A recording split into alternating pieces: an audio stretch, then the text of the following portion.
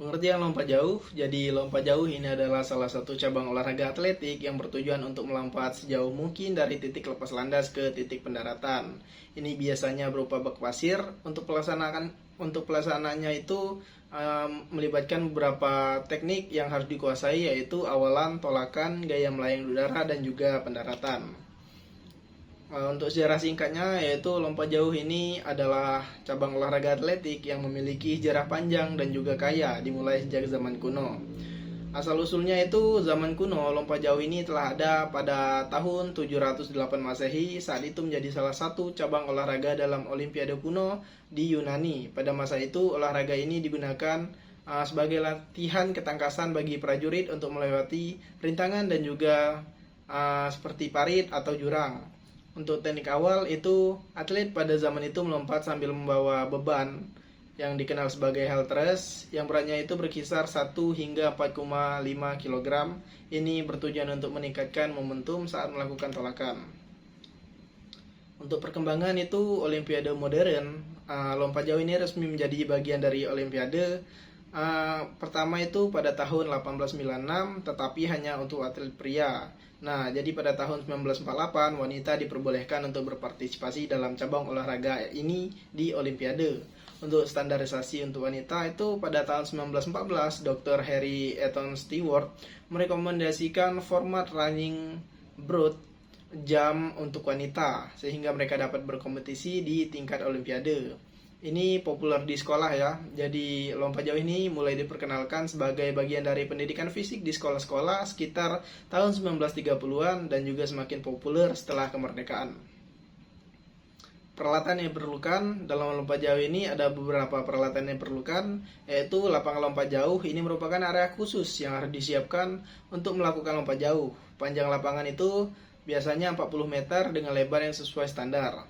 Lalu papan lepas landas. Papan ini digunakan sebagai titik tolakan bagi atlet sebelum melompat ya. Papan lepas landas ini memiliki panjang sekitar 1,22 meter dan juga lebar 20 cm. Ini diletakkan sejajar di permukaan tanah berjarak 1 meter dari bak pasir. Selanjutnya itu bak pasir tempat pendaratan yang diisi pasir. Ini berfungsi untuk menyerap dampak saat atlet mendarat. Ukuran bak pasir umumnya sekitar 2,75 meter dan juga lebar 9 meter.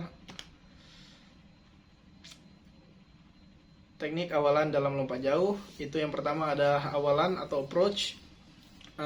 Awalan di mana atlet berlari menuju papan lepas landas. Dalam fase ini atlet harus mengatur kecepatan dimulai dari lari lambat, kemudian mempercepat kecepatan saat mendekati papan lepas landas. Jarak awalan ini berkisar 30-40 meter. Lalu kontrol kecepatan pada 3-5 meter terakhir sebelum garis lompat. Atlet harus mengendalikan kecepatan agar dapat melakukan transisi dari gerakan horizontal ke vertikal dengan baik. Yang kedua itu tolakan atau take off.